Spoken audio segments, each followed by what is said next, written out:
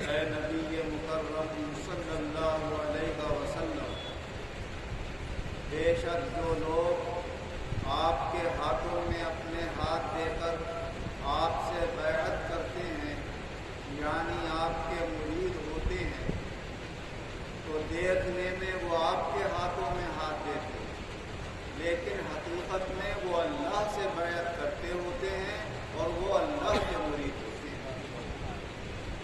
جب آپ ان کے ہاتھوں پر اپنا ہاتھ رکھتے ہیں تو وہ آپ کا ہاتھ اللہ کا ہاتھ ہوتا ہے۔ اللہ تبارک و تعالی نے اس مبارک آیت میں اپنے نبی صلی اللہ علیہ وسلم کے مبارک ہاتھوں کو اپنا ہاتھ بتا کر اپنے بندوں کو خبردار فرما دیا کہ تمہارے درمیان جو میں اپنے رسول بھیج رہا ہوں، انہیں تم اپنی طرح مت سمجھ لینا۔ تمہارے ہاتھوں میں اور ان کے ہاتھوں میں فرق ہے، تمہاری زبان اور ان کی زبان میں فرق ہے، تمہاری پھونک اور ان کی پھونک میں فرق ہے، تمہارے قول اور ان کے قول میں فرق ہے۔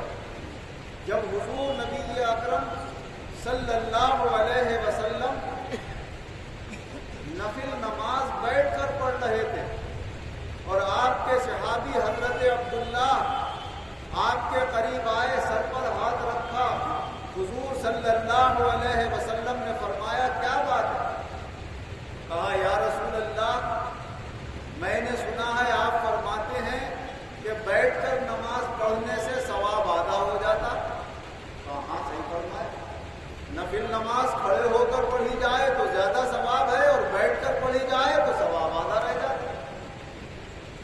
تو عرض کرنے لگے یا رسول اللہ، پھر آپ کو بیٹھ کر نفل پڑھ رہے ہیں؟ تو حضور صلی اللہ علیہ وسلم نے فرمایا انا لست کاحد، میں تم میں سے کسی کی طرح نہیں۔ تو ایک طرف تو یہ ہے کہ میں تمہاری طرح ایک بشر ہوں اور میری طرف اللہ کی وحی آتی ہے، مگر وہ بشر بھی ایسے ہیں کہ تم میں سے ایک ممتاز حیثیت رکھتے ہیں اور ممتاز شان رکھتے ہیں۔ بشر ہوتے ہوئے بھی ہاتھ تمہاری طرح ہے، زبان تمہاری طرح ہے، آواز نکلتی ہوئی تمہاری طرح ہے، لیکن جو اس ہاتھ میں تاثیر ہے وہ تمہارے ہاتھوں میں نہیں، جو اس زبان میں اثر ہے وہ تمہاری زبان میں نہیں ہے، جو اس پھونک میں اثر ہے وہ تمہاری پھونک میں نہیں۔ حضرت جابر رضی اللہ عنہ روایت فرماتے ہیں کہ ایک سفر میں حضور صلی اللہ علیہ وسلم کے ساتھ تھا۔ ایک مقام پر ایک وادی، دونوں پہاڑیوں کے بیچ میں ایک وسیع وادی تھی۔ آپ کو قضائے حاجت کی صورت پیش آئی تو آپ کوئی چھپنے کی جگہ تلاش کرنے لگے وہاں، مگر میدان ہی میدان تھا، دور تک چھپنے کی کوئی جگہ نظر نہیں آ رہی۔ تو آپ نے دیکھا کہ وادی کے ایک اس کنارے پر اور ایک اس کنارے پر دو ببول کے بڑے بڑے پیڑ کھڑے ہوئے۔ حضور صلی اللہ علیہ وسلم ایک درخت کے پاس گئے اور اس کی ٹہنی اور شاخ پکڑی اور فرمایا آؤ میرے پیچھے پیچھے آ جاؤ۔ جابر رضی اللہ عنہ فرماتے وہ پیڑ آپ کے پیچھے ایسے چلنے لگا جیسے نکیل پڑا ہوا کوئی اونٹ اپنے مالک کے پیچھے پیچھے چل پڑتا، اور وادی کے بیچ میں لا کر حضور نے اسے کھڑا کر دیا۔ پھر دوسرے پیڑ کے پاس تشریف لے گئے، اس کی ڈالی پکڑی اور فرمایا آؤ میرے پیچھے پیچھے آ جاؤ۔ وہ بھی ایسی پیچھے پیچھے چلنے لگا۔ دونوں پیڑ جب بالکل آمنے سامنے آ گئے تو حضور صلی اللہ علیہ وسلم نے فرمایا کہ آپس میں مل جاؤ اور میرے اوپر جھک کر مجھے چھپا لو۔ تو وہ ایسے ہی حکم ماننے لگے، شاخیں ملا لی اپنی اور حضور کے اوپر سایہ کر دیا۔ جابر رضی اللہ عنہ فرماتے ہیں میں نظر نیچی کر کے کچھ اپنے دل میں باتیں کر رہا تھا، تھوڑی دیر کے بعد کیا دیکھتا ہوں، نظر اٹھائی تو دونوں پیڑ اپنی جگہ پر ہیں اور حضور صلی اللہ علیہ وسلم قضائے حاجت سے فارغ ہو کر سامنے سے تشریف لا رہے ہیں۔ تو ان مبارک ہاتھوں کی یہ برکت ہے کوئی ایسا انسان جو ایک پیڑ کے ایک چھوٹے سے پودے سے بھی کہے کہ چل میرے ساتھ تو چلنے کو تیار ہو جائے؟ نہ وہ زبان میں تاثیر ہے نہ وہ ہاتھ میں اثر ہے۔ یہ شان ہے رسول اکرم صلی اللہ علیہ وسلم۔ حضرت یزید بن ابو عبید رضی اللہ عنہ روایت فرماتے ہیں کہ میں نے حضور صلی اللہ علیہ وسلم کے ایک صحابی حضرت سلمہ بن اکوع رضی اللہ عنہ کی پنڈلی میں ایک بہت بڑے زخم کا نشان دیکھا۔ زخم تو ٹھیک ہو گیا تھا، نشان باقی تھا۔ تو میں ان سے پوچھنے لگا کہ صاحب یہ آپ کی پنڈلی میں نشان کیسا ہے؟ تو وہ فرمانے لگے جنگ خیبر کے موقع پر ایک دشمن کا وار میرے ایسا پڑ گیا کہ یہ لوگ کہنے لگے کہ اب سلمہ کا انتقال ہو جائے، یہ نہیں بچ پائے گا، اور بڑی تکلیف۔ اسی تکلیف کی حالت میں حضور صلی اللہ علیہ وسلم کی خدمت میں حاضر ہوا۔ یا رسول اللہ بہت تکلیف ہے، برداشت نہیں ہو رہی۔ تو حضور صلی اللہ علیہ وسلم نے پنڈلی کھولی اور 3 پھونکیں ماری۔ فرماتے ہیں وہ دن ہے، آج کا دن ہے، کبھی کوئی تکلیف نہیں۔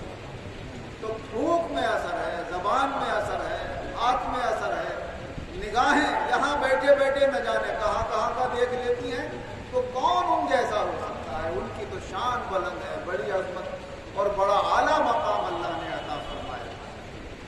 حضرت انس رضی اللہ عنہ روایت فرماتے ہیں کہ غزوہ موتا کے موقع پر حضور صلی اللہ علیہ وسلم کے صحابہ جب روم، جسے آج اٹلی کہتے ہیں، وہاں بادشاہ تھا ہرقل، اس کی فوج سے مقابلہ کرنے کے لیے ملک شام میں حضور صلی اللہ علیہ وسلم نے اپنی فوج بھیجی۔